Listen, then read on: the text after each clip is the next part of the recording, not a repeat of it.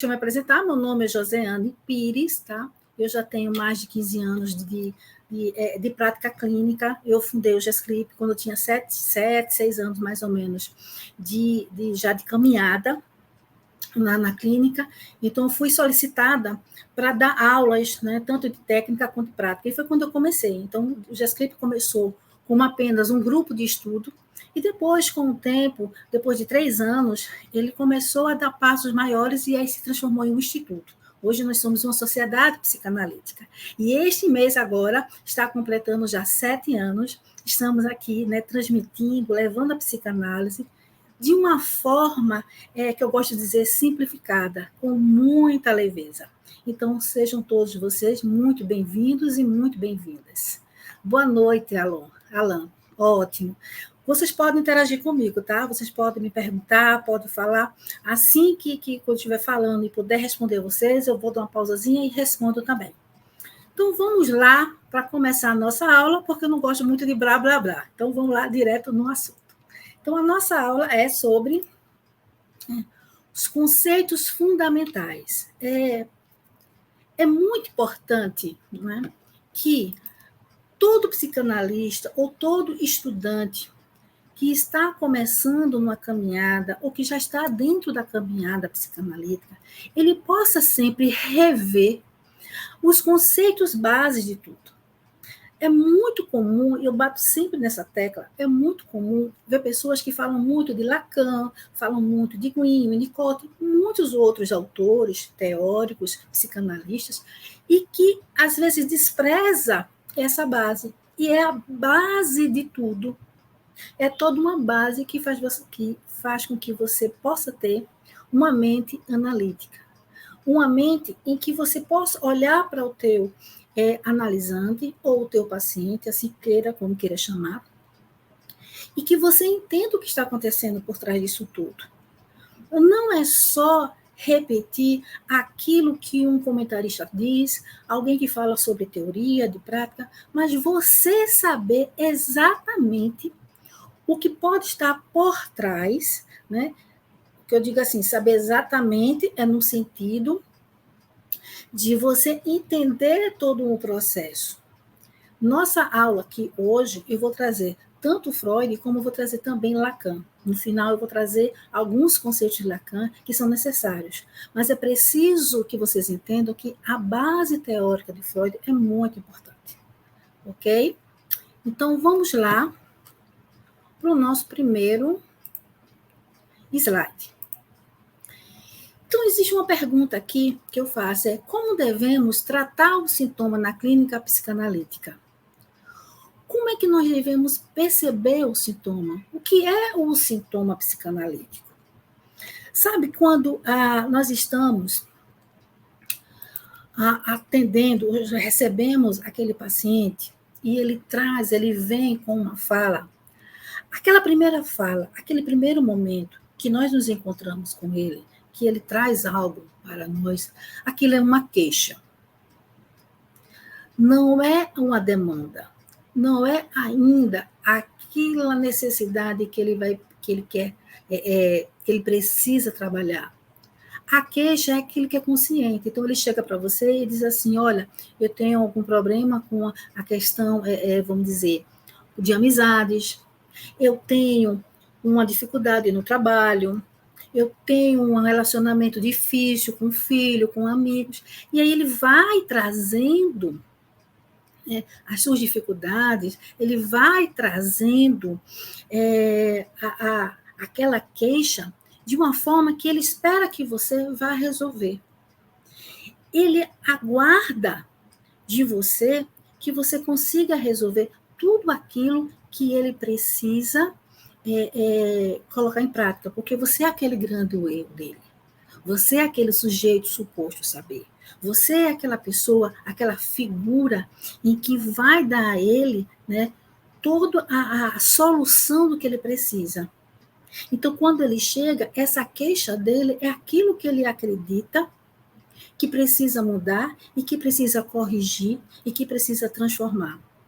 Contudo, a gente sempre diz na psicanálise que nós não trabalhamos sintomas, nós não mexemos em sintomas, nós não curamos sintomas. Por quê?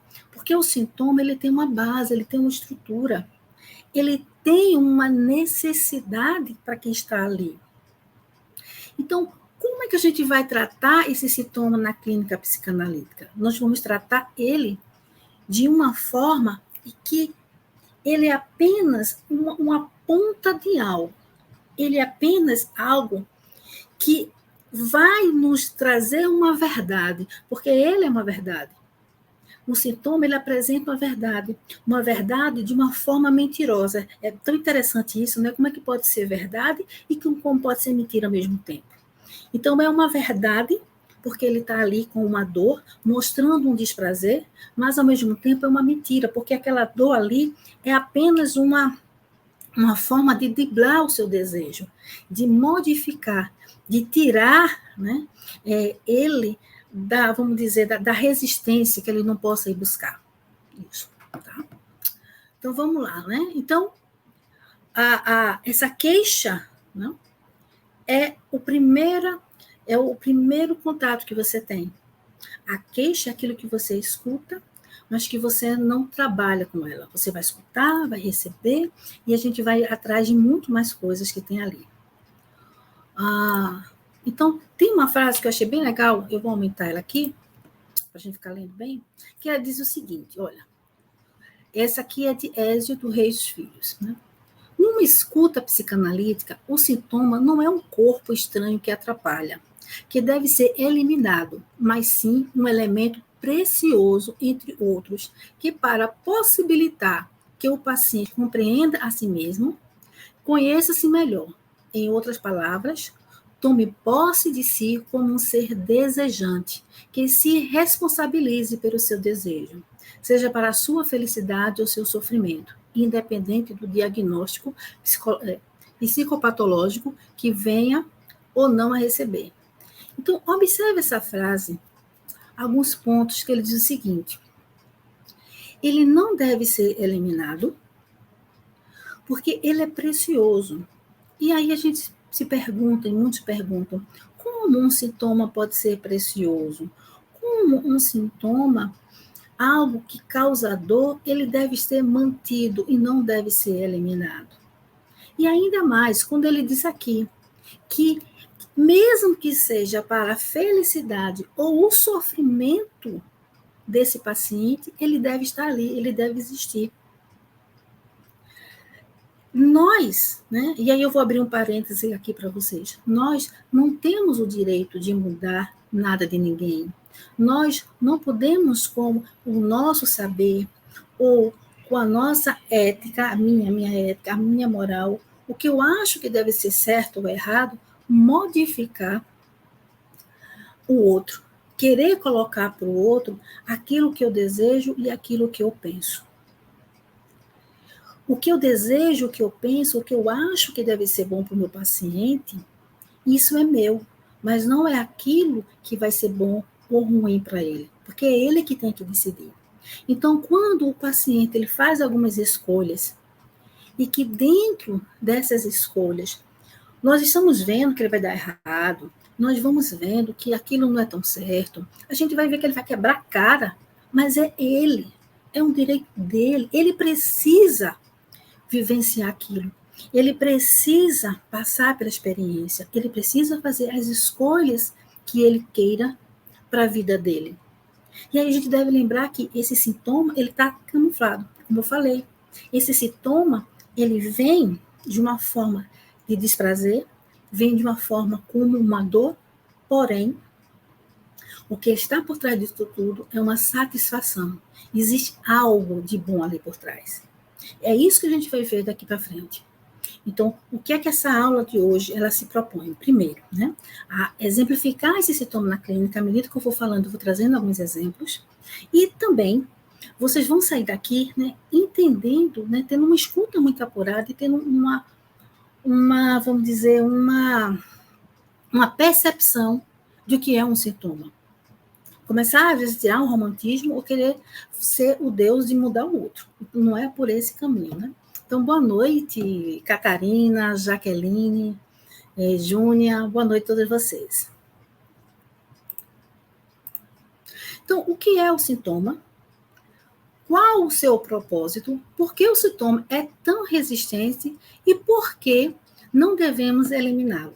São 4 perguntas que eu coloquei aqui para vocês, que a gente, à medida que a gente for trabalhando e adentrando, a gente vai responder cada um dessas perguntas.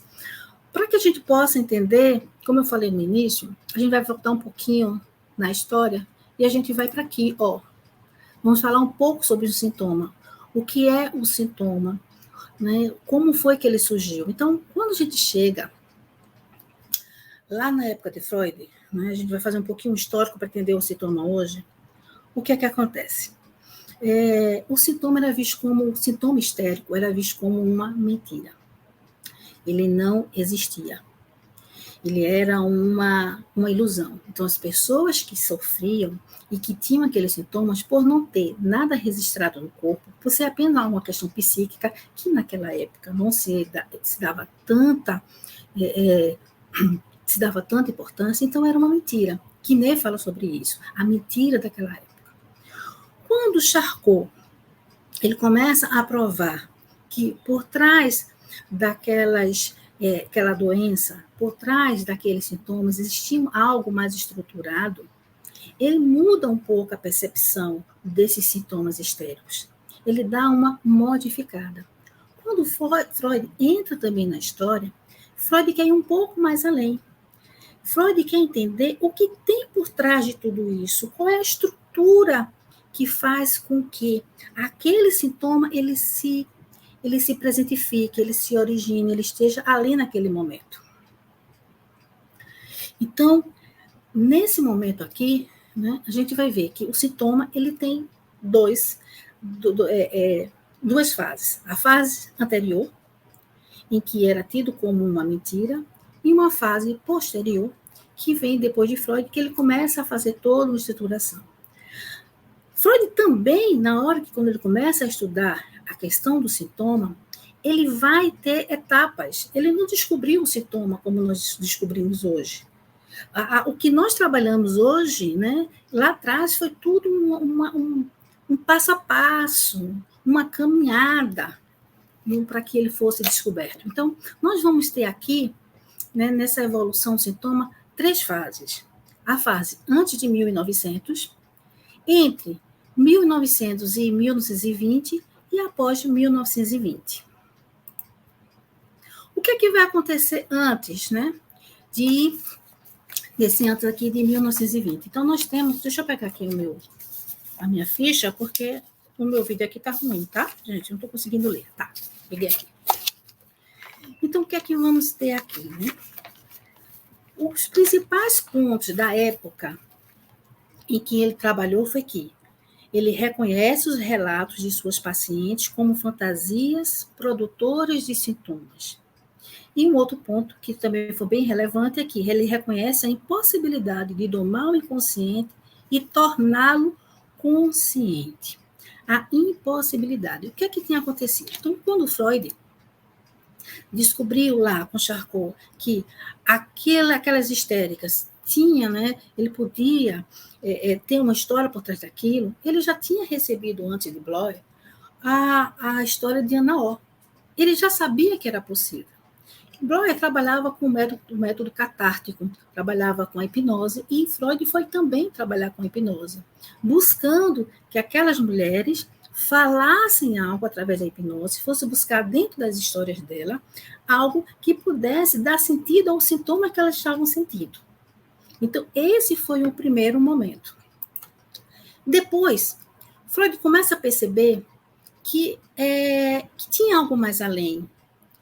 E não era só por uma questão de hipnose, porque na hipnose, quando ele trazia as histórias, e aqui dali, depois de um certo tempo, as pessoas voltavam a ter os mesmos sintomas. E ele percebe que as próprias pessoas poderiam falar desse sintoma, poderiam falar daquele trauma sem precisar do método hipnótico. E aí ele começa a entrar, então, na sugestão. Ele começa a fazer a questão da pressão, onde ele colocava a mão na cabeça das pessoas, dizendo que se quando tocasse ali, elas iam lembrar do que estava acontecendo, porque ele também já havia descoberto o processo da resistência. Ele começou já a perceber que muitos dos pacientes dele tinham uma resistência e não queriam falar sobre isso. E quando eles mesmos falavam, o resultado era muito maior. E aí ele veio para o método da sugestão, até que, quando chega lá em 1900, ele percebe que existe muito mais ainda do que isso, e ele parte, então, para a associação livre. Mas, nesse processo, até 1900, né, antes disso, tem alguns artigos dele, tem alguns textos muito interessantes. Por exemplo, né, vou trazer aqui para vocês. A teologia da histeria. O que é que ele vai trazer nesse texto aqui? O que é que ele descobre quando ele trabalha nesse texto? Que a experiência sexual antes da puberdade, o trauma sexual estava na gênese da neurose, e ele acreditava que os abusos sexuais na infância são verdadeiros, porque quando relatavam, cessavam. Então, o que é que nós percebemos aqui, até 1900? Que todo sintoma ele estava atrelado à questão sexual, a um abuso da sexualidade, algo que vinha, que os pacientes relatavam que eles tinham sido, né, abusados, que eles tinham tido um trauma bem precoce. E isso era a origem da questão dos sintomas que eles estavam apresentando. E aí ele também começa a falar que ele diz que os histéricos sofrem de reminiscências. O que é isso? É lembranças. Quando eles lembravam aqueles eventos esquecidos, traumáticos, e aí aqueles eventos, quando vinham, se manifestavam, é uma convergência para o corpo, então eles tinham a questão da paralisia, a questão das dores, as cegueiras, por conta desse processo. Então, o conflito ele era gerado pelo evento traumático. Isso era a ideia de Freud com relação ao sintoma. Depois, no outro texto, de 1996, que é o Rascunho K, ele já aprofunda um pouco, ele diz o seguinte, que a experiência sexual prematura e traumática deveria ser recalcada. Então, quando aqueles pacientes vinham e falavam desses supostos abusos, daquilo que eles sofriam na infância, esse material, esse conflito, ele percebe que era recalcado, era esquecido, para que as pessoas pudessem ter uma vida normal. Então, elas tiravam da consciência, jogavam para esse consciente, e quando eles estavam nesse inconsciente, aí sim, depois eles vinham através dos sintomas, daquilo que não foi dito, que não tinha sido, né, vivenciado. A Carta 69 é onde dá uma mudança aí. Então, a Carta 69, de 1897, que é a carta que ele manda também para Fliess, então ele diz o seguinte, né? Ele percebe que algumas histórias não batiam muito bem. Porque ele conhecia pessoas, por exemplo, ele mesmo percebeu que tanto ele quanto os irmãos dele sofriam de depressão, tinham sintomas histéricos, e quem seriam as pessoas que teriam bulinado com eles, que teriam abusado eles? Teria sido o pai ou a mãe. E ele não concordava com isso, ele sabia que isso não existia, então ele começou a ele mesmo não acreditar no processo dele, nesse sintoma, nessa questão que ele chama da neurótica. E ele diz assim para Fliess, né? Eu não acredito mais na minha neurótica. Ela não existe. Porque ele percebe que aquilo que se trazia na análise, às vezes não eram verdades. Tinham mentiras ali. E ele passa um bom tempo até ele começar a descobrir, a perceber e trazer o conceito de fantasia. E aí sim, quando ele traz o conceito de fantasia, é quando tudo muda. E aí nós vamos entrar nessa segunda etapa, que é entre 1900 a 1920. Ai, obrigada, Jéssica. Jéssica está dizendo aqui que a minha explicação é impecável. Muito obrigada. E aqui, ó, Maria está dizendo que não conhece o Jazz Clip, e o Van Cleide está dizendo que é um espaço de informação maravilhoso. Obrigado, viu, Van Cleide? E obrigada, viu, meninas aí. Fala.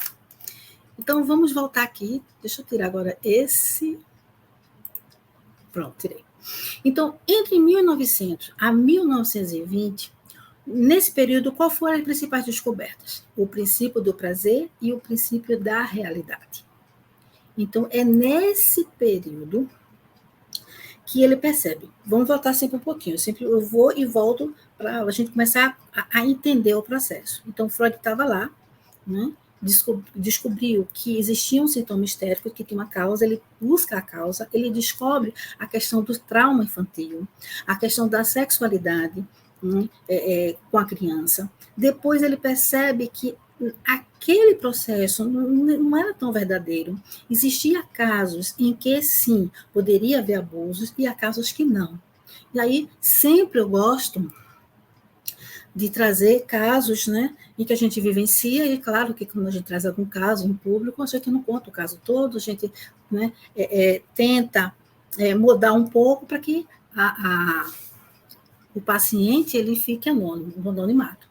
Mas aí, o que é que nos acontece? Durante a minha fase de clínica, durante a minha experiência clínica, eu já tive 2 experiências, e que eu posso aqui relatar para vocês, uma de uma paciente que chega trazendo o abuso de um pai. E ela trazia sintomas de que ela tinha sido abusado pelo pai na infância. Veja, trazia dentro da fala dela, dentro do comportamento, tudo indicava que ela realmente tinha sofrido um abuso. Com o processo da análise, o que é que nós vamos descobrir? Que aquele abuso era apenas uma fantasia, era o desejo da menina de ser, né, tocada pelo pai, de ser acariciada pelo pai. E devemos lembrar sempre que esse tocar e esse acariciar não é como nós adultos pensamos. Não é o sexo genital do adulto que, quando toca para sentir um prazer. Né? O prazer da criança de ser tocada é apenas ser acariciada, é ser abraçada, é ser vista.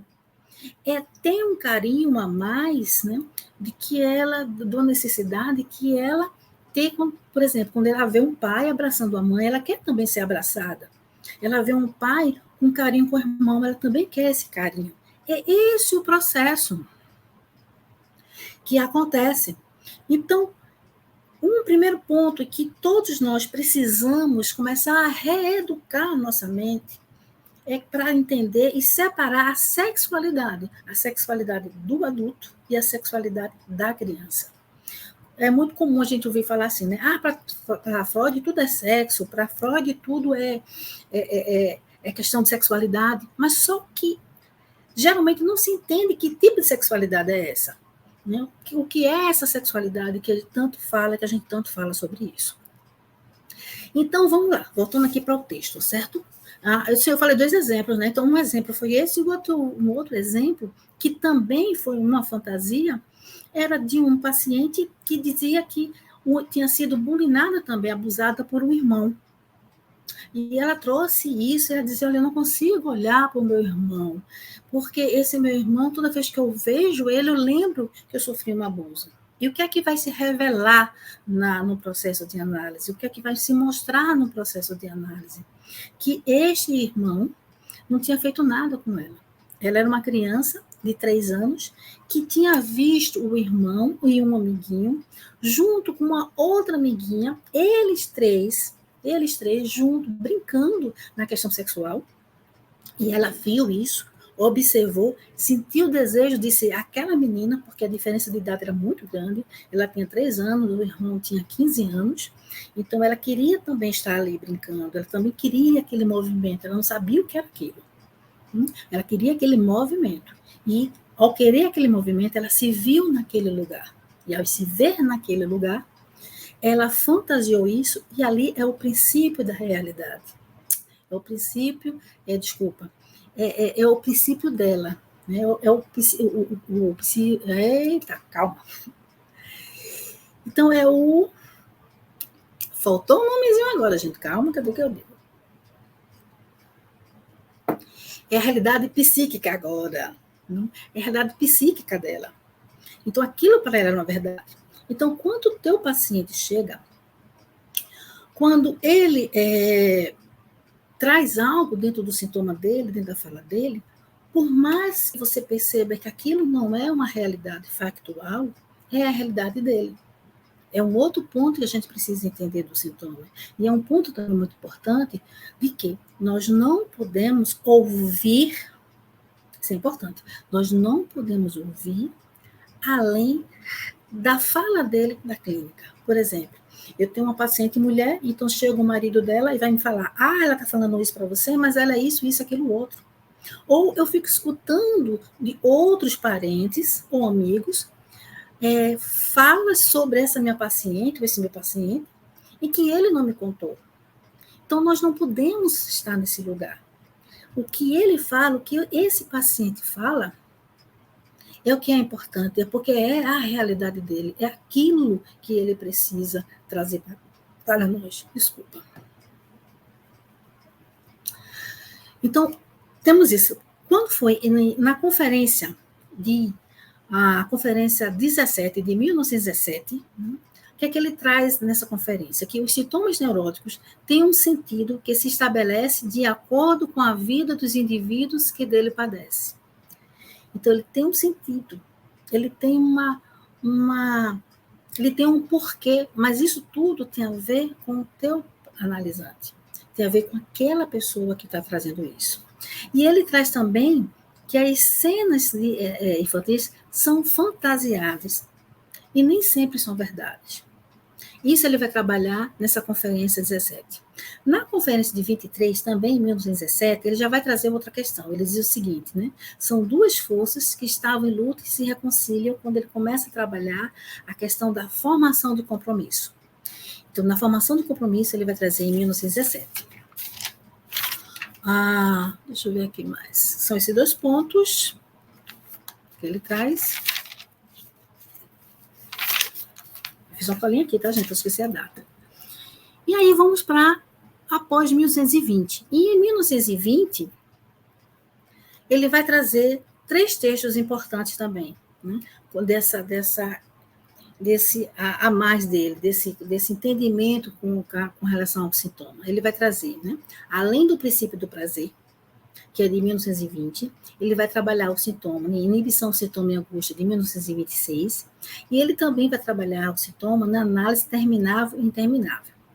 Então, nesses textos, ele vai trabalhar a decifração dos sintomas que não eram suficientes, isso é além do princípio do prazer. Ele percebe, deixa eu aumentar aqui para vocês, tá? Ele percebe que, mesmo falando para os pacientes dele, mesmo dizendo para o paciente dele o que é que ele estava sentindo, os pacientes continuam adoecidos. E a gente vai ver isso, às vezes, acontecer na clínica. Muitas vezes, numa ingenuidade ou numa pouca experiência, o psicanalista ou aquele analista, ele chega para o paciente e fala, dá uma interpretação daquilo que ele percebeu, daquilo que ele viu, e aquilo não vai ajudar, porque quem precisa entender, quem faz o quebra-cabeça se juntar, trazer as pecinhas, é o próprio paciente, é o analisante. Nós, enquanto analistas, o que é que nós vamos fazer? Nós vamos ajudar a ele montar, mas nós não temos o direito de chegar para esse analisante, a esse paciente, falar para ele o que está acontecendo. A gente viu muito isso, o Freud, lá no início, quando ele ficava falando, é isso, e ele começava a dizer o que é que o paciente tinha para o próprio paciente. E aí, quando ele descobre que aquilo não surtia muito efeito. A gente vê o caso de Dora mesmo, ele fica lá dizendo para Dora o tempo todo que ela tem, o que ela deixou de ter, e Dora vai embora, porque ela não suporta aquilo que ele fala para ela. Então, isso ele vai aprender a partir de 1920, ele vai tendo essas experiências. Em inibição, sintoma e angústia, ele descobre que ele mostra que o sintoma é apresentado como um verdadeiro substituto e derivado do impulso reprimido.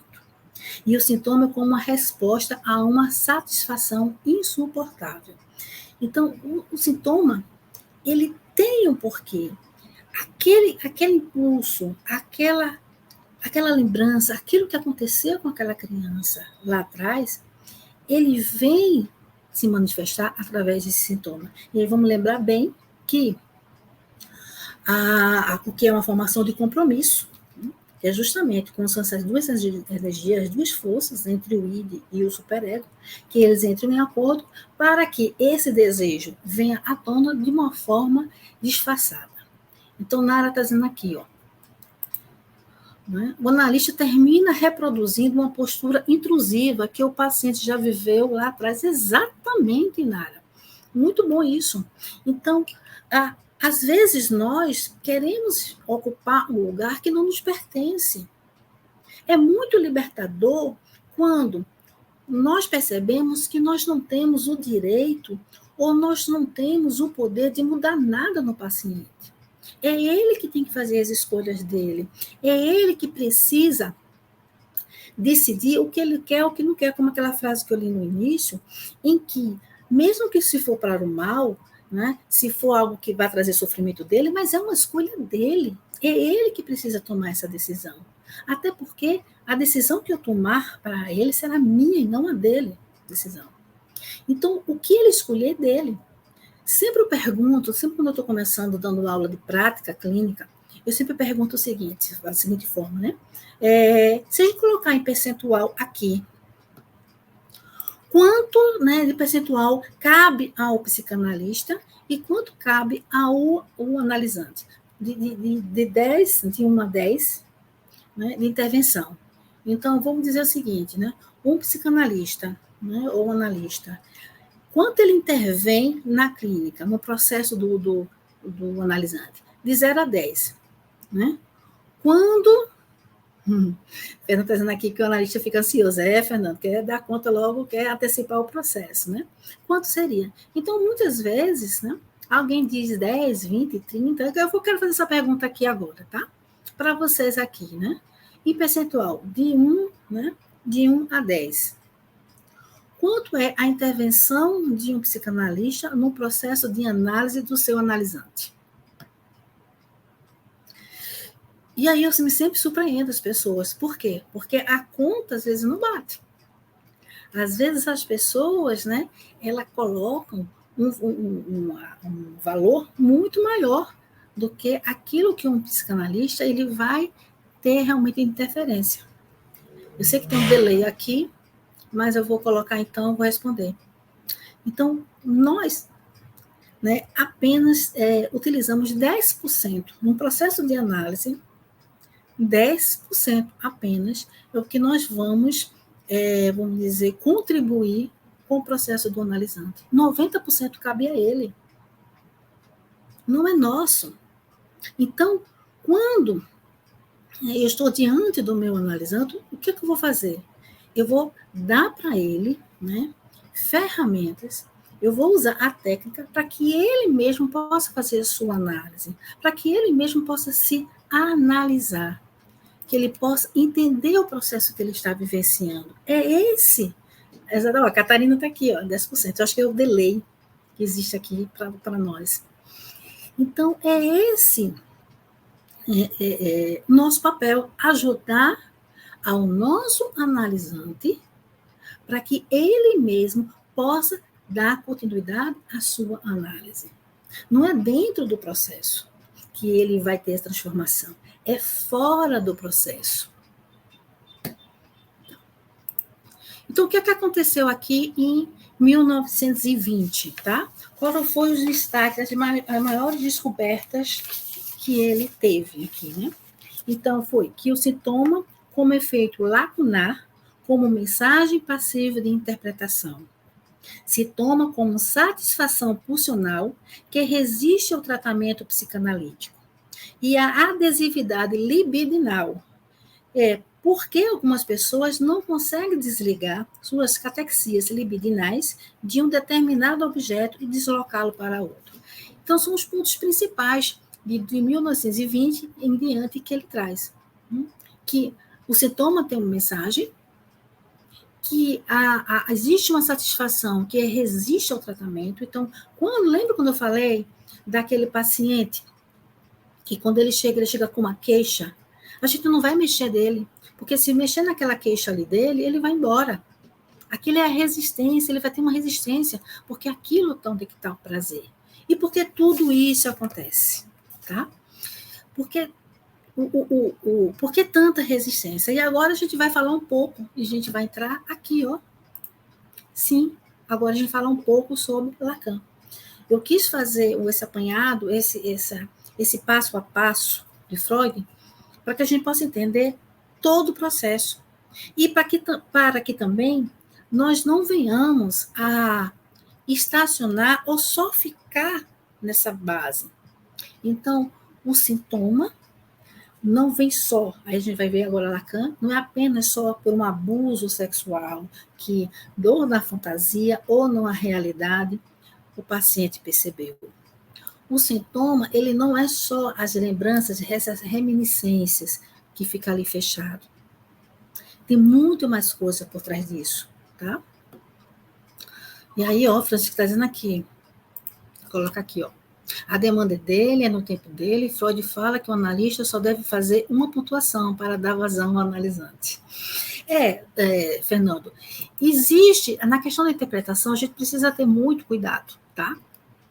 Porque mesmo, muitas vezes, o paciente trazendo, né, já todo o conteúdo, todo prontinho, basta a gente querer costurar para a gente chegar e ele entender o que está acontecendo, às vezes ainda não é possível. Porque mesmo ele trazendo todas essas peças separadas, ele ainda não está pronto para encaixar tudo. Ele não está preparado, ele não vai suportar. Então, a gente tem que esperar o máximo possível para poder interpretar. Nós fazemos pontuações, e as pontuações é para que ele possa pensar. Evitar pontuações dizendo que a gente tem que trazer muito a questão do significante, a gente vai falar um pouquinho sobre isso aqui também. Então, tem toda uma parte, né, que já estudou comigo a questão e que faz nos cursos comigo de prática, percebe, né, o momento, né, dessa escuta, da pontuação, da interpretação, que nós devemos fazer para que a gente entenda e perceba se está ou não na hora desse paciente falar. E tempo não tempo de análise não significa também que aquele analisante entrou no processo de análise. Tá? Não é porque ele está ali com você há 1 mês, 2, 3, 1 ano, que ele já entrou nesse processo de demandas, ele já começou naquela função, né, transferencial. Não, existe muito mais coisas por trás disso tudo. Obrigado. Aqui Vanquet está dizendo o seguinte, ó, o sintoma orienta a prática, exatamente. O sintoma, ele vai nos mostrar qual o caminho que a gente deve seguir. A gente vai começar a entender, tá? Aqui, obrigada, Fernando. Cristina também, obrigada. Não? Eu estou vendo aqui comigo, gente, tem muitos supervisionandos, tá? Tem muita gente aqui que já faz supervisão comigo há um bom tempo. Então, vamos voltar aqui. Agora começou a brincadeira, né? Que agora vamos falar sobre a questão de Lacan. Então, o que aconteceu? Lacan, ele começa na releitura que ele faz de Freud, de todo esse processo, ele vai mais além. Então, ele vai trabalhar, todos nós sabemos que ele vai trabalhar muito com a questão linguística. Ele vai trabalhar com essa fala, a linguagem. E é dentro dessa linguagem que Lacan ele vai perceber a questão do sintoma, ele vai trabalhar. Então, ele diz, né, que, primeiro, né, que o sintoma, ele mostra o sintoma como mensagem endereçada ao outro, ele mostra o sintoma como um modo de gozo, e ele mostra o sintoma como produção e invenção do sujeito. Tá? Então, a gente vai falar cada um desses aqui, tá certo? Mas antes de falar disso aqui, eu vou trabalhar um pouquinho para vocês, mostrar como é que se dá nesse processo. Então, fui lá e falei de Freud, já dentro do sintoma, mas como esse processo do sintoma se origina. Então, vamos lembrar que a criança, antes mesmo dela vir ao mundo, ela já é muitas vezes, já é uma criança desejada, já é um filho desejado. Então, mas quando essa criança nasce, a gente chama que a criança é a criança mítica. O que é uma criança mítica? Ela já vem com a história, ela já vem carregada de desejos, ela vem carregada de de leis, sabe? De construções, de fantasias, tanto dos pais, quanto toda aquela família que está ali junto dela. Então, essa criança, ela vem com uma bagagem já de conteúdos que ela nem se dá conta ainda. E quando ela nasce, ainda isso é redobrado. Por quê? Porque vem os pais e vão colocar, que a gente chama do narcisismo dos pais, vão colocar em cima dessas crianças, né? Tudo aquilo que ele deseja. Então, é o meu filho que eu gostaria que fosse assim. Ah, é a minha filha que quando crescer vai ser desse outro jeito. Ah, eu não fui uma pessoa que era compreendida. Mas agora, meu filho, eu vou compreender tudo com meu filho. Ah, eu fui uma pessoa que não tinha liberdade. Agora eu vou dar toda a liberdade para o meu filho. Ah, eu fui aquela pessoa que não sabia disputar. Mas meu filho vai saber disputar, porque eu vou ensinar ele, vou colocar ele para participar de jogos, de esporte, para ele aprender a disputar. Então, nós, muitas vezes, nós pais, colocamos uma expectativa em nossos filhos que eram nossas e não são deles. São os nossos desejos, é como se eles fossem reviver a nossa história. E aí, essa criança, ela já tem toda essa bagagem desse lugar que é colocado, que, de uma certa forma, é dado para ele, né? Lembra a história do rei, né? Sua Majestade, o reizinho. Então, dá esse lugar também a ele de destaque, de pessoas, né? Do que ele vem, o narcisismo dele também, o narcisismo primário da própria criança. E chega um determinado momento que, mesmo com toda essa bagagem do eu ideal dele, do que ele é, do que ele precisa, ele vai ter que abandonar tudo isso por conta da entrada da lei, por conta do ideal do eu. Então, vamos ver o seguinte: a criança, ela está lá sem ainda linguagem, só percepções. Tudo aquilo que ainda não foi dito em palavras são afetos, são emoções, são percepções que ela vai adquirindo e ela vai tendo um cabedal, né, um bojo muito grande, uma bagagem muito grande dessas percepções. Chega um momento em que ela vai ser cobrada, então, a abandonar alguns desejos dela para poder ser aceita no mundo social, para ser aceita diante desses pais, a lei. Então, no momento que entra a linguagem, esta linguagem, que é vinda desses pais, que aí Lacan fala que são os significantes, esses significantes são todos eles, né, do outro e não dela mesma. E além esse outro, ela precisa às vezes, né, absorver muito mais coisas que mesmo ela não querendo ou não sentindo, ela precisa absorver tudo isso, porque é assim que ela vai se inserir na sociedade. Então, o que é toda essa percepção? O que é tudo aquilo que ela recebeu, né? Aquela criança mítica recebeu, as histórias que ela recebeu, as impressões, os olhares, a expectativa, toda aquela fantasia, toda aquela, vamos dizer, aquela expectativa sobre aquela criança, e além disso também o desejo que ela tinha ali. O que é tudo aquilo? Nada mais do que o real. Isso é de uma forma bem simples, tá, gente? É o real que Lacan fala. É tudo aquilo que não existe, mas existe. É tudo aquilo que ainda não foi traduzido em palavras, mas que ele está ali presente na vida dela.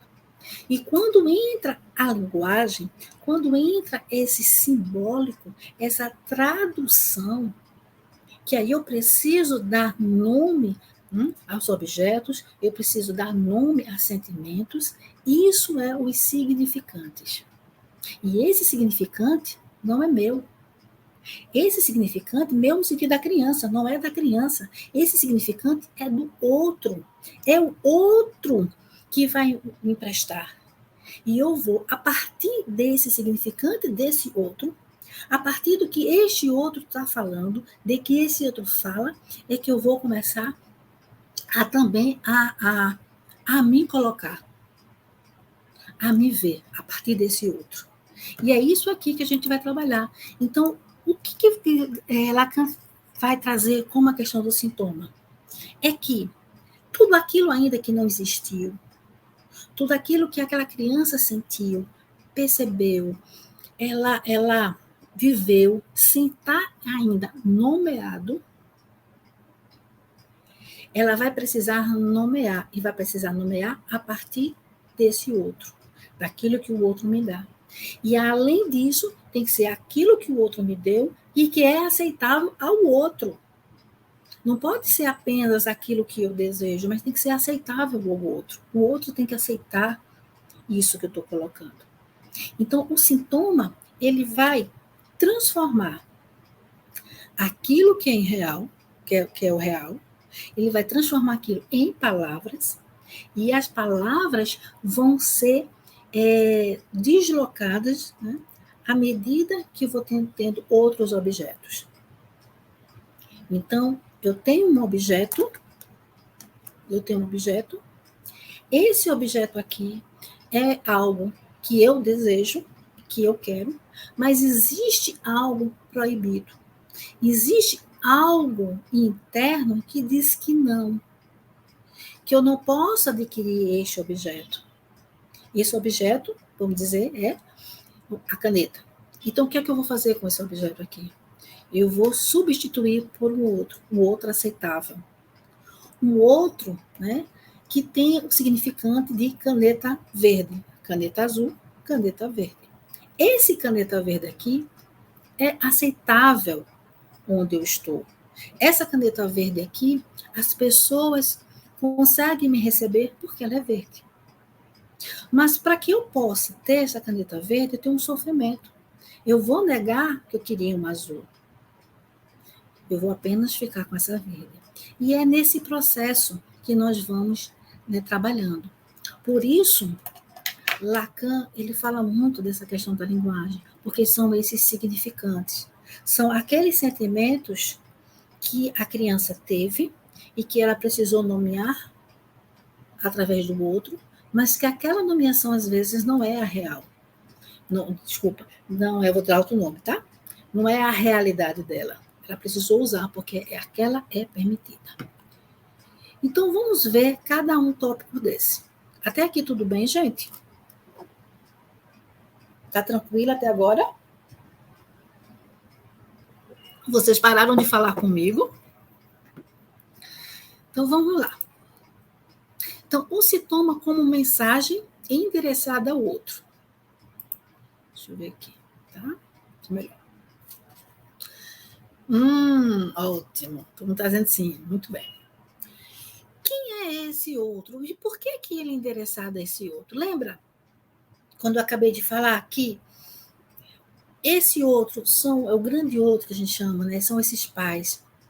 São essas pessoas que deram um nome para o meu sentimento. Então, ele vai ser, é a mensagem endereçada ao outro, porque eu tenho que agradar a esse outro. Eu tenho. Cristina fez até uma pergunta aqui. Né? Deixa eu ver aqui, né? Eu vou parar aqui só para poder responder vocês, tá? Todos os significantes precisam ser nomeados por minhas próprias experiências.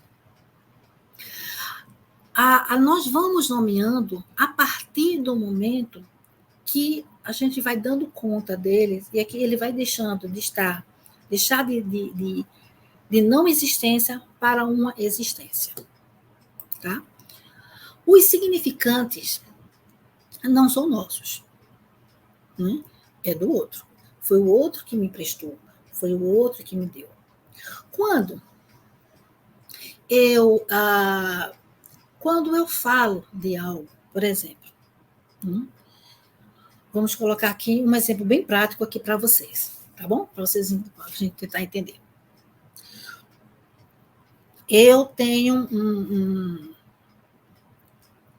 eu fui uma criança, vamos colocar um exemplo aqui, hipotético, tá, gente? Então, eu fui uma criança que tinha uma necessidade de ser vista, de ser cuidada, né? Então, isso é uma falta. Essa falta de ser olhada, de ser abraçada. Eu tinha uma carência por conta disso. Esse sentimento, essa carência, ela vai estar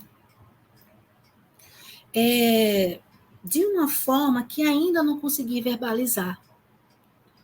É onde está esse real. Ela sente essa carência, mas a criança não sabe falar sobre isso, sobre essa carência. Então, o que é que vai acontecer com ela? Ela vai aprendendo outras coisas.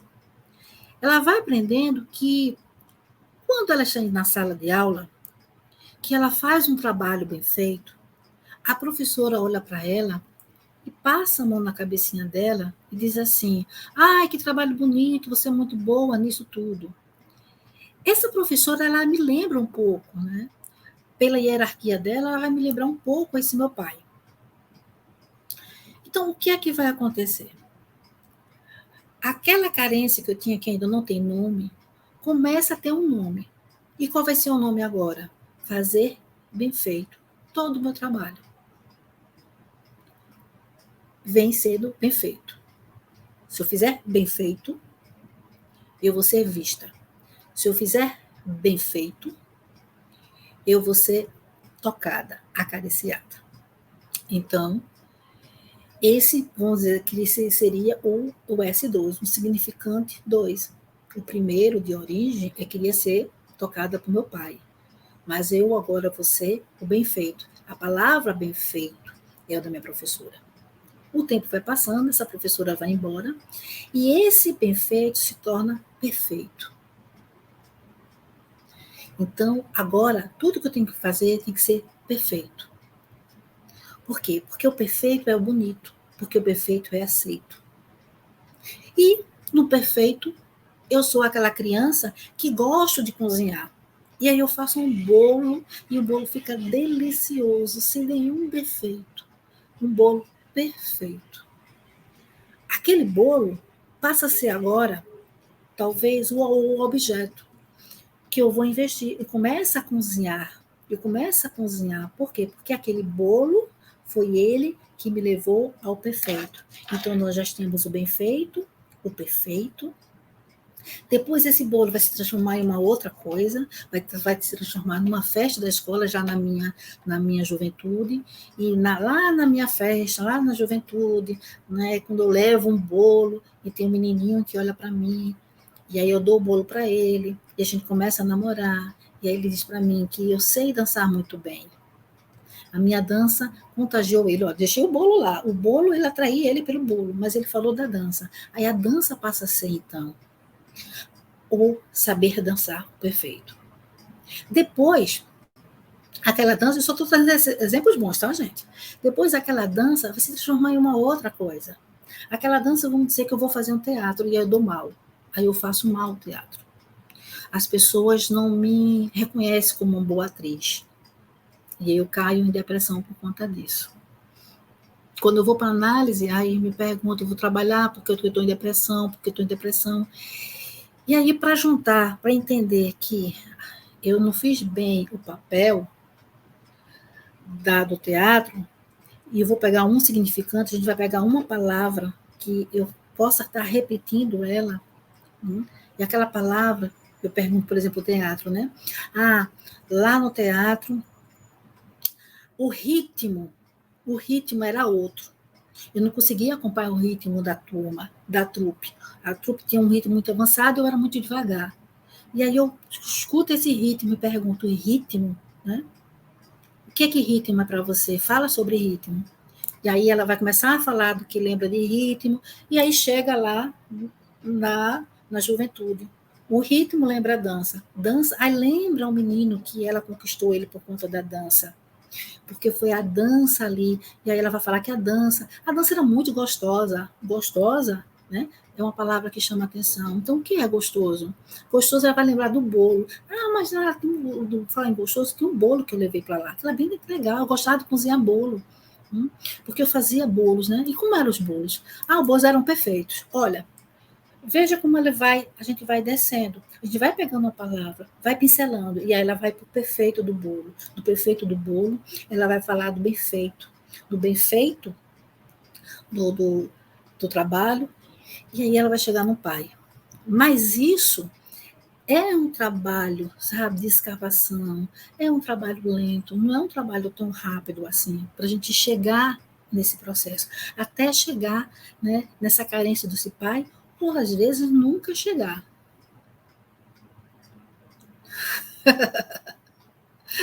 Ai, obrigada, viu, Denise?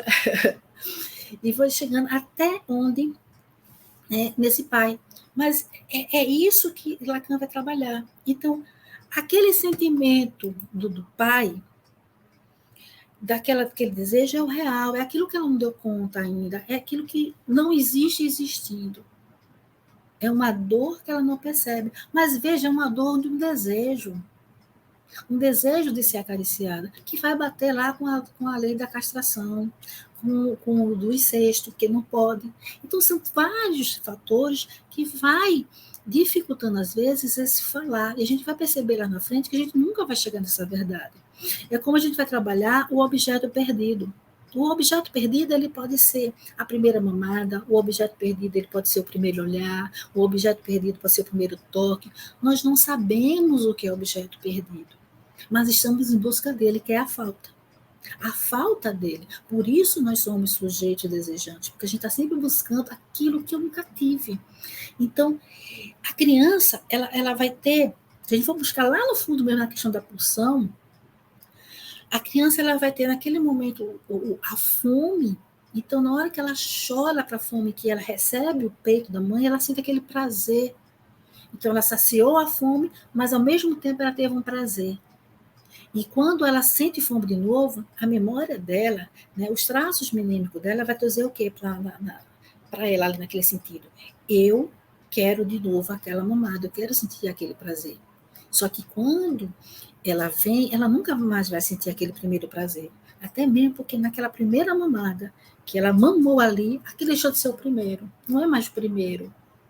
Então ela vai sempre em busca dessa mamada, ela vai sempre em busca desse prazer, e é difícil. Por isso a gente nunca consegue alcançar. E aí, com Lacan traz, nessa questão desse real, daquilo que não foi dito ainda, então a gente começa a entender por que é tão difícil a gente chegar, trabalhar, né? Por que é tão difícil chegar no fim do sintoma, entender o sintoma. Até porque, lembra quando Freud trabalha da condensação, que Lacan fala sobre metáfora, né? Então, são várias questões agrupadas ali. Deixa eu ver aqui, tá? Deixa eu ver aqui. Então, a pergunta que diz o seguinte, né? Sempre vai ficar substituindo até chegar ao desejo original? Sempre, Natália, sempre vai buscar, vai ter sempre algo que a gente vai atrás, só que a gente nunca chega nesse desejo original, tá? Que é esse objeto perdido. É o Das Ding de Freud. É a coisa, né? Aquela questão da coisa, a gente nunca chega a ela. Mas a gente sempre vai buscar. Por quê? Porque esse é o resto que fica. E aí é o gozo que o Lacan traz. Nós, lembra quando a barreira do recalque, que a gente aprende, que na barreira do recalque passa, né? Quando vem a pulsão, vem a soma de excitação, tem aqui a energia, né? Que vai fazer com que a soma a soma de excitação vai fazer com que rompa uma barreira do recalque. Na hora que, deixa eu botar aqui, na hora que isso aqui rompe, que passa aqui para cima, sai alguns, né? Sai muita questão do prazer, que vai se transformar em desprazer, mas embaixo também fica muita pulsão. É isso aqui embaixo, esse é o resto que não consegue passar. Então, sempre vai ter algo aqui embaixo, que é o gozo. Sempre vai ter algo que a gente não vai dar conta. A gente sempre vai buscar. Porque ele ainda não conseguiu transformar na palavra. Então, quando nós, né, pegamos um significante, aquela palavra, o que é um significante que é tão forte para a gente? Quando o teu paciente ele começa a falar demais uma palavra, repetindo, opa, eu vou pincelar essa palavra e vou perguntar a ela, fale sobre essa palavra, o que ela significa, o que ela que traz na tua lembrança. E aí ele vai lembrando e a coisa vai trazendo. Então, vai ter experiências que, à medida que ele for falando, aí sim ele vai dar, né, vai transformando linguagem. E esse é o processo, tá? E aqui tem Maria, a Maria perguntou o seguinte, né? E quando a criança não tem pai presente? Maria, nós trabalhamos, falamos em pai, mãe, mas hoje nós trabalhamos muito com a questão função paterna e função materna. Não é só o pai em si, mas é a função. Então, a função paterna, ela pode também ela ser representada por uma mãe, ela pode ser representada por um pai, pode ser representada por um avô, pelo próprio trabalho. A função paterna é aquela que dá a lei. Então, não exatamente precisa ser só o pai, tá? Mas a gente, às vezes, traz, eu mesmo trago a questão pai e mãe, porque é mais simples de falar, de exemplificar. Não sei se eu te ajudei. Aí ela está dizendo aqui, ó. Não sou psicanalista, né? Sou pedagoga. Mas que bom que você está se interessando na psicanálise, Maria. É muito bom e vai ser muito bom para a sua prática entender muito sobre isso, tá? Às vezes eu ouço crianças falar que não tem pai, ou inventa que o pai morreu. Dói, né? Dói, mas a gente trabalha sim nessa questão da psicanálise, viu? A gente só não pode trabalhar agora, porque senão eu vou sair um pouquinho do sintoma. Mas é bem interessante. Depois, me procura lá, se você não segue o GESCLIP, me procura no GESCLIP, vai lá no direct, me chama, que a gente pode conversar, eu posso trazer algumas figurinhas contigo, tá bom? Então, vamos voltar aqui, cada hora já está se avançando, então, né? Então, um sintoma como mensagem endereçada ao outro, e esse outro é aquele que me deu essa mensagem, é aquele que me deu o significante. Então, tudo que vai vir para mim, eu vou endereçar ao outro, tá? Então, a verdade do sintoma é uma verdade construída. Então, veja, não por que ela é construída? Porque nós vamos entendendo ela. Na hora que ela vem, é uma mentira. Aquilo é uma mentira.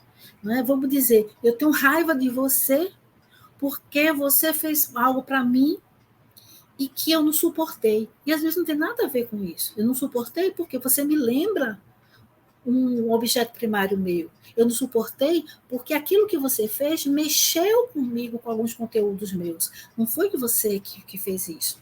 E eu costumo sempre dizer na clínica, né? Não tem nada a ver com o outro, tem a ver comigo. E esse é terrível para quem é analisante escutar isso. Não tem nada a ver com o outro, é com você.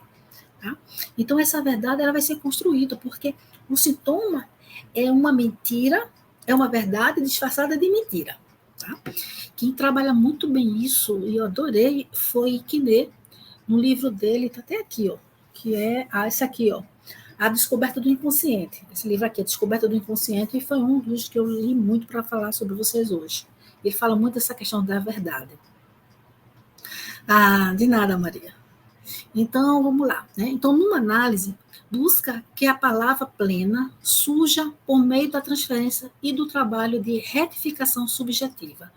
O que quer dizer essa palavra plena aqui? Porque a palavra é vazia.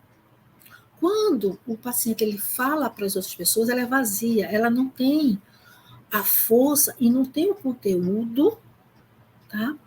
Que tem e que há quando nós começamos a trabalhar essa questão dos significantes. O que realmente qual é a verdade que tem por trás disso? Então, ela é plena também porque tem a transferência.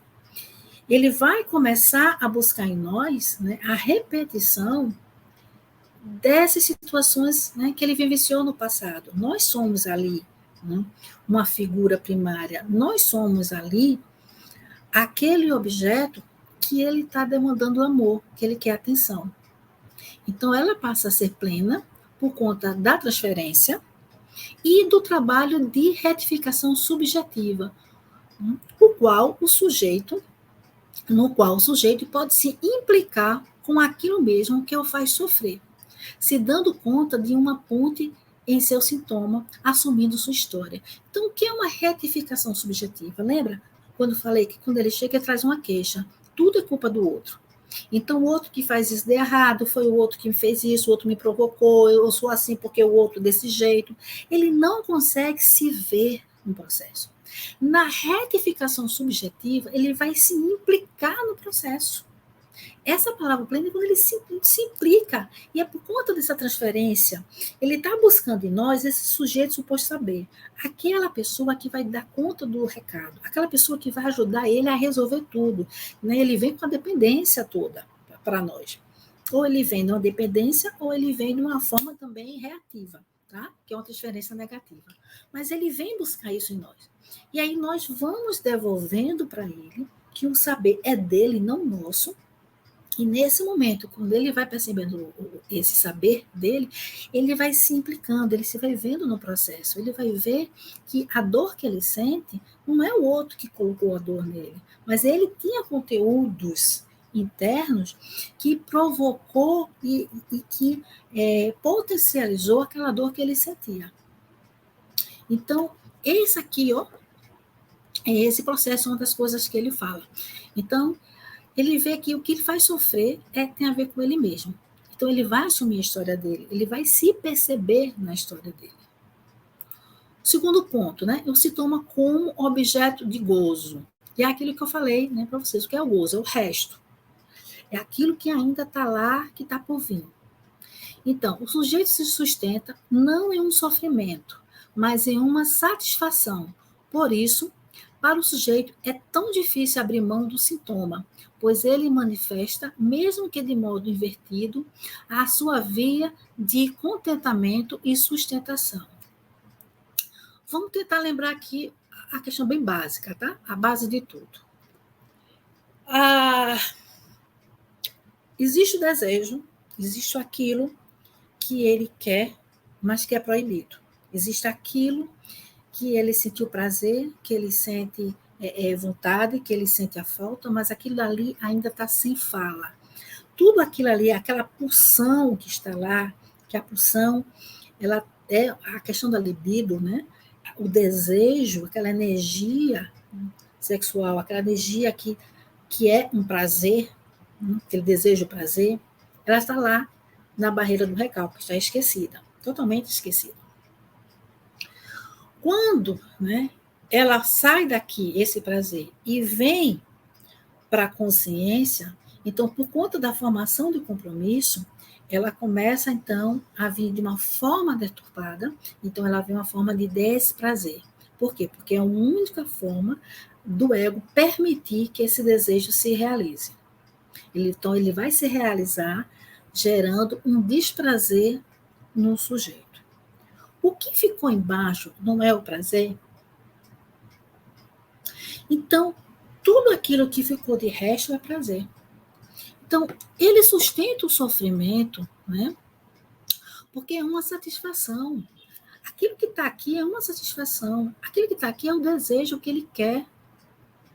Se ela vem e disfarça, não tem problema.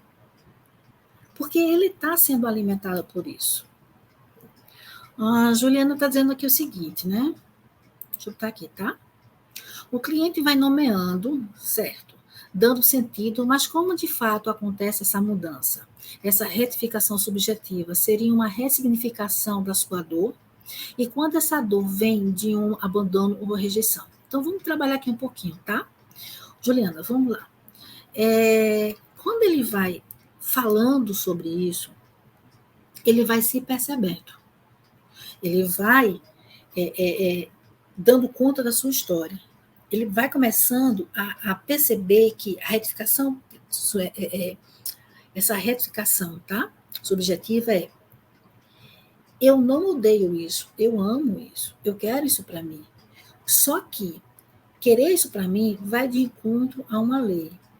Querer isso para mim vai me lembrar que eu sofri com minha mãe, com meu pai, com algum parente, alguém mais velho, que brigou comigo porque eu gostava disso. Então, eu passei a odiar tal coisa, porque, na verdade, odiar era mais fácil do que amar. Mas eu amo isso e eu quero isso para a minha vida. Ele consegue perceber. E ele consegue fazer uma separação do que é dele e do que é o do outro. Eu quero para mim isso. Eu sou assim. O outro quis diferente, mas isso é um desejo do outro. Eu vou escolher se eu quero ou não, tá? Então, esse mais ou menos o processo. À medida que eu vou percebendo as minhas histórias, eu vou começando a me dar conta e a sofrer de uma forma menos. Vamos pegar aqui a questão do teatro. Então, eu estou sofrendo muito porque eu não sou boa atriz, porque eu não tenho o ritmo do pessoal. E aí eu começo a perceber que a questão do ritmo do pessoal não são eles que estão me colocando de lado, sou eu que estou me colocando de lado. Ou que eu posso buscar um outro grupo de teatro que tenha o mesmo ritmo do que eu. O adulto ele faz isso. O adulto ele faz escolhas. Ele escolhe o que é bom e o que não é para ele. A criança, ela não consegue fazer essas escolhas. Então, no processo de regressão, lá do teatro, eu fiquei sem poder fazer nada, me sentindo péssima, não me sentindo amada, não me sentindo olhada, vista. Olha quem me remeteu lá no início do meu pai, porque eu não tenho o ritmo que as outras pessoas têm. E isso me lembra, né? Mesmo que de uma forma consciente, me traz o quê? Dessa representação análoga. Ah, eu não fui olhada porque meu pai gostava dos meus irmãos, porque meus irmãos que eram diferentes de mim, mesmo sem isso ser dito. Mas à medida que a gente vai descendo, descendo, descendo e tirando várias lembranças, ele vai percebendo que o ritmo tinha a ver com o ritmo da dança. E aí ele vai resolvendo questão por questão até chegar lá. Então, você está pensando se é uma ressignificação da dor. Sim, é uma ressignificação. A gente vai ressignificar. A gente vai perceber, ressignificar da seguinte forma. Eu vou perceber que a minha dor, por não ter sido aceita no teatro, que eu não tinha um ritmo, não era o ritmo do pessoal, era um outro tipo de ritmo, ou era eu posso buscar outras pessoas, outro grupo de teatro, e assim a gente vai trabalhando isso. Então, quando vem de um abandono e rejeição, é exatamente isso. Esse abandono e rejeição, às vezes, não tem a ver com o adulto, não tem a ver com a situação hoje. Ela é potencializada por conta da infância. Aí aqui também Juliana continua. Percebo que na clínica, muitas vezes o sujeito tem noção de sua dor e do sentido, mas não consegue ressignificar, porque aqui ainda está consciente, Juliana. Porque não é uma questão mental, é isso que eu falei. O paciente, ele traz tudo prontinho, e foi que Freud também disse lá atrás. Ele dizia o seguinte, né? Quando eu levava a interpretação, o paciente sabia, o analisante, ou o cliente sabia, mas não mudava nada. Por quê? Porque não é o saber a questão aqui, ó, a racionalização, mas é ele conseguir transformar e buscar aquilo que ainda não foi dito, que não existe ainda, para existir, que ele só vai existir quando ele é significante. Exatamente, Silvia, tirando a casca da cebola. Certo? Então, vamos voltar aqui para falar. Então, o sintoma no gozo. Então, o sujeito se sustenta não em um sofrimento, mas em uma satisfação. Então, aquele sintoma é um prazer para ele, porque ele está ali, ó, vivenciando algo de bom diante daquilo. Existe algo que vai alimentá-lo de uma certa forma. Por isso a gente não trabalha sintomas. Por isso a gente não vai direto para o sintoma, até porque ele não suporta. Se tirar o sintoma dele, tirou o prazer dele. E aí ele não vai suportar. Ele não vai conseguir dar conta disso. Ele precisa desse sintoma para poder sobreviver. Até que, aos poucos, ele mesmo vai se dando conta e ele vai tirando, né, as cascas da cebola, como a Silvia falou aqui. C, né? Sintoma como criação e invenção de um sujeito. Então, ele não deve ser dissociado do sujeito. Algo que deve ser modificado, mas não arrancado do sujeito por ser fundamental em sua estrutura. Então, lembra, né? O que ele está dizendo aqui? Ele não pode ser tirado do sujeito. Ele não pode ser modificado, arrancado. Ele pertence a esse sujeito. Então, é ele que vai dar sentido a isso. Então, às vezes, o significante, a palavra, aquilo que ele traz é tão forte que não dá para tirar, e a gente não tem como também mudar a história dele. Deixa eu ver aqui, né?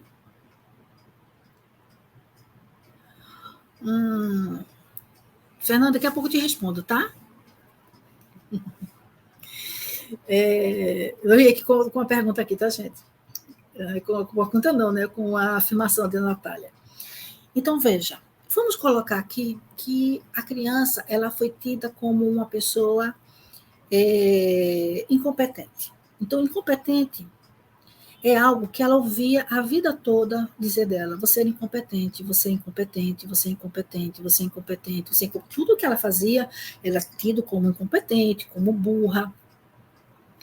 E aí ela cresce, né, ocupando esse lugar. Tudo que ela faz tem o quê? Tem uma incompetência. Tudo que ela faz, ela dá errado. Tudo que ela faz, acaba dando errado. Por quê? O que é que pode? Aí aqui é psicanálise selvagem, tá, gente? É só para a gente exemplificar. Então, se ela for incompetente, ela vai estar onde? No lugar que foi colocada. Então, de uma certa forma, ela vai ser vista por essa. Vou dizer, foi a mãe que chamou, tá? Ela foi vista por essa mãe.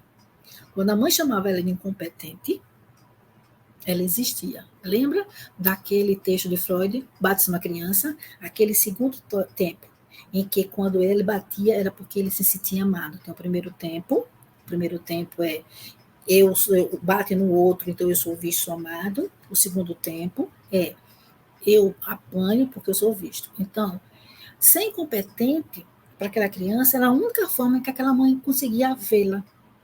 E aí ela vai crescer a vida toda em cima desse significante, dessa palavra: eu sou incompetente, eu sou incompetente. E ela vai agir dessa forma, porque ela tem ganhos com isso.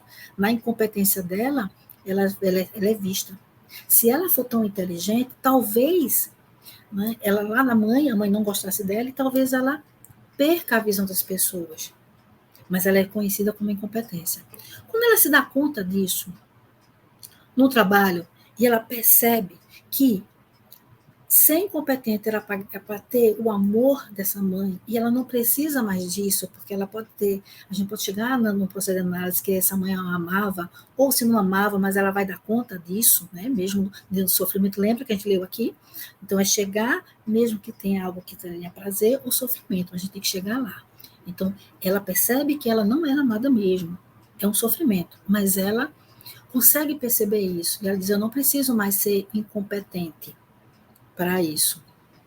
Mas a palavra significante está aí, o incompetente. E o que é que ela vai fazer? Ela vai usar essa palavra incompetência de uma outra forma. Eu sou incompetente, né? Não por fazer as coisas erradas, eu sou incompetente nas coisas, vamos dizer, eu sou incompetente no erro, porque eu acerto tudo. Eu sou incompetente se me mandarem fazer algo que não é certo. Nas coisas erradas, eu sou uma pessoa incompetente, porque nas coisas certas eu faço tudo direitinho. Eu sou incompetente naquilo que eu não tenho interesse. Eu sou incompetente naquilo que eu nunca estudei, mas no que eu estudo, eu sou competente. Percebe? Ela pegou a palavra incompetente, mas usou ela de uma forma de uma forma bem mais aceitável. Ela usou de uma forma aceitável. A incompetência não estava no processo, desse processo dela, do que ela faz, mas a incompetência, sim, existia, ela recebeu esse significante registrava ela, definia ela, mas ela usou ele de outra forma. Eu sou incompetente naquilo que eu não sei e que não tenho interesse. Porque o que eu sei e o que eu tenho interesse, eu sou muito competente. E aí ela consegue fazer essa modificação. É esse trabalho que nós vamos fazer. O Vanquet está falando aqui, ó.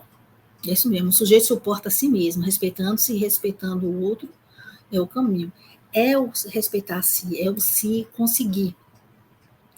E o José Maria está falando aqui, ó, que é a questão dos ganhos secundários. Exatamente, José Maria. Tá bom? Então, na clínica, não devemos eliminar o sintoma, mas ajudar o sujeito a encarar uma nova forma de lidar com o seu sintoma, com aquilo que eu constitui. Desculpa aqui, tá, gente, o erro. Mas é exatamente isso, entende? Foi o que eu acabei de explicar. A gente não vai tirar aquele sintoma, aquele significante dele, tudo aquilo que ele fez, né? Todo o sofrimento que ele teve por conta dessa mãe que falava que ela é incompetente. Mas eu vou transformar ela, vou trabalhar esse de uma outra forma que eu consiga dar conta, que eu consiga crescer. Terceiro, né? Sintoma como criação e invenção de um sujeito, né? Então, não deve ser dissociado do sujeito, algo que deve ser, já li, né, gente? Modificado, mas não arrancado do sujeito por ser fundamental em sua estrutura. Na clínica, não devemos eliminar o sintoma. Desculpa, gente, eu já li. Eu toquei aqui, foi o errado. Eu mexi, foi no slide aqui no tamanho, não na agora. Então, do sintoma, né? Então, o sintoma é do real ao simbólico. Daquilo que não foi nomeado, daquilo que foi percebido, sentido, ao ser transformado em linguagem. Eu não adentrei aqui com vocês profundamente Lacan, mas eu trouxe apenas algo para vocês entenderem esse processo. Eu digo que é Lacan a conta-gotas, é assim que eu vou aprendendo Lacan, a conta-gotas, tá? Então, o que é que Quinet fala sobre isso? Né? Que a descoberta do inconsciente passa pelo sintoma. Então, como é que nós vamos descobrir esse inconsciente? Como é que nós vamos trabalhar esse inconsciente? Lembra aquela forma lá romântica, né, que Freud falava muito, né? Que era o trabalho da análise é trazer do inconsciente para o consciente, né? Trazer do inconsciente para o consciente. E ele achava que aquilo ali, lá no início, que é uma forma romântica de falar, que era assim que acontecia, né? Que era só isso, e não é só isso. Tem muito mais coisas além disso. Então, como é que eu vou descobrir esse inconsciente? Pelo sintoma, pelos atos falhos, pela fala. É onde nós vamos perceber e vamos traçar essa linha, né, para chegar até essa dor. E aqui tem, né? O sintoma é o significante de um significado recalcado da consciência do sujeito. Então, é a fala daquilo que ainda não foi dito, que está lá guardado, tá? Símbolo escrito na areia de carne e no véu de Maia, que participa a linguagem pela ambiguidade semântica, que... deixa eu diminuir aqui, gente, tá? Que sublinhamos em sua constituição. Isso é Lacan. Veja que bem poético, né? Símbolo escrito na areia de carne e no véu de Maia. Ele participa a linguagem pela ambiguidade semântica que já sublinhamos em sua constituição. O que quer dizer isso? Né? Se a gente for ver o que é a areia de carne, e ele fala o seguinte: a areia de carne é algo que está à vista de tudo, mas é saber ler, é movediço. Quando se escreve na areia, todo mundo vê, não é algo que está oculto. Então, o sintoma é algo que está à vista, todo mundo pode ver. Mas aquilo que foi escrito na areia da praia, a água vem e leva, muda, o vento muda também as palavras. É algo visto, mas não é o tempo todo visto, porque ele pode perder-se naquela escrita. Então, na areia de carne, ele traz esse exemplo, nessa areia de carne, como a escrita na praia. E esse véu, né? O véu de Maia. O véu de Maia é uma ilusão. Então, esse véu de Maia é aquilo que está sobre, é uma ilusão. O sintoma é aquela verdade que é uma ilusória. Eu detesto isso, eu não quero isso, eu sofro por causa disso, isso me dói, isso me atrapalha, isso me coloca para baixo, mas tudo isso é uma mentira, porque a verdade é o contrário. A verdade é o prazer que se sente. Por isso ele traz aqui essa forma tão poética de trazer. O real é o corpo de uma criança antes do domínio da ordem simbólica, antes de controlar os esfínteres e aprendermos costumes de... Eita, desculpa aqui, tá, gente? E aprender os costumes do mundo. Então, veja que isso aqui é o que eu te falei do real o tempo todo, né? É antes de tudo. É antes de que ele possa saber o que está acontecendo. É o que está abaixo dessa linha do recalque. É a pulsão pura que está ali embaixo, que não foi nomeada. Isso é o real. E esse sintoma é esse real que está aqui, que passou, que escapou, que houve uma falha.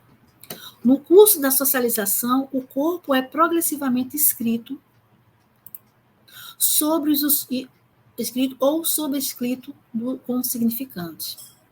Então, ele é escrito ou sobrescrito com significantes. Isso é o sintoma, tá? E, por fim, terminando, né? O sintoma é o significante de um significado. Já, gente, estou aqui meia. Agora. Então, o analista, esse é o último slide, tá? O analista não desvela inteiramente a verdade do sintoma, não porque essa esteja recalcada, mas por ser impossível dizer toda a verdade. A importância do sujeito em conhecer sua verdade e, por conseguinte, a verdade do sintoma, revela-se, no final, como impossibilidade estrutural imanente à questão da verdade. Isso também é de Quiné. Então, observe, nós não podemos revelar toda a verdade. Toda a verdade não consegue ser dita, porque existe uma estrutura. É aquilo que a criança, né, ela sentiu no início. É aquilo que não foi dito. É aquilo que ela percebeu. Então, nós não podemos trazer tudo e não vamos conseguir trazer tudo, porque sempre vai ter o resto, que é aquele gozo. Sempre vai ter algo lá que não conseguiu passar. Então, essa verdade, ela nunca é total. Ela é sempre parcial. Esse é o processo. Então, a importância de conhecer a verdade, né, revela-se no final como impossibilidade, veja só, estrutural. É impossível saber toda a verdade. Então, não vamos nós, sermos nós, aquele psicanalista que vai querer mostrar a verdade para o teu paciente. Não vamos ser nós que a gente vai ter, né, achar que somos bons porque ele descobriu tudo, ou ele precisava descobrir tudo. Não somos nós, né? Não vamos ser aquele que acha que vai curar totalmente o paciente. Nós vamos ser aqueles que vamos pegar apenas 10% do que podemos fazer, de tudo que nós vamos aprender, de tudo que nós lemos, de tudo que nós estudamos, é esse 10% só que a gente vai colocar na clínica para que ele possa se encontrar, ele possa chegar à verdade dele. Mesmo que esteja tão claro, está estampado assim na testa dele, ó, eu sou isso, eu sou assim. Mas ele que tem que pegar o espelho e ler o que está na testa dele, não somos nós que temos que dizer para ele. E aí, por fim, que é o último slide, uma pergunta para vocês aqui, né? De que maneira a verdade do sintoma se manifesta para o sujeito? De que maneira a verdade do sintoma se manifesta para o sujeito? Isso aí vocês vão pensar um pouco e vão elaborar isso. Como é que vocês podem, né, ajudar? O que é que vocês podem trazer, né, para a clínica de vocês? Então, aí. Agora quem sabe o meu fui eu, né? Então, gente, aqui, para quem não conhece o Jasclip, né, se vocês quiserem, a gente tem mais alguns minutinhos, vocês podem fazer perguntas, alguém queira perguntar sobre isso, né, sobre sobre o que eu passei hoje para vocês, tá? E aí fica aqui a questão do sintoma, lembrando, né, só fazendo uma recapitulação que foi dito, a gente trabalhou o sintoma com relação a Freud, né, todo o processo de crescimento até chegar hoje em Lacan, no significante da palavra. Então, teu paciente está trazendo uma queixa, né, passa as entrevistas preliminares, tá? Deixa passar as entrevistas preliminares e depois você vai devolvendo para ele, tá? Sempre anotando, sempre percebendo e sempre estudando mais, tá, gente?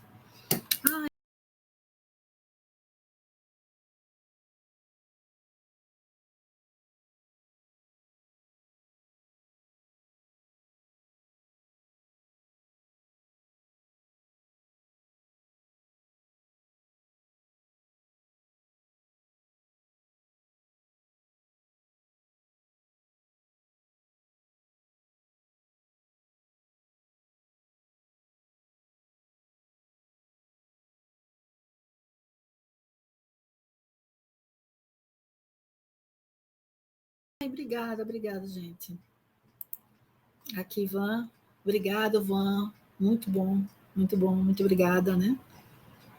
Maria também, seja bem-vinda, tá? Bem-vinda ao Jasclip. Se vocês, tá, não conhecem o Jasclip ainda, vai lá no Instagram, né, conhece lá, a gente tá sempre, né? Tem muito conteúdo bom, tá?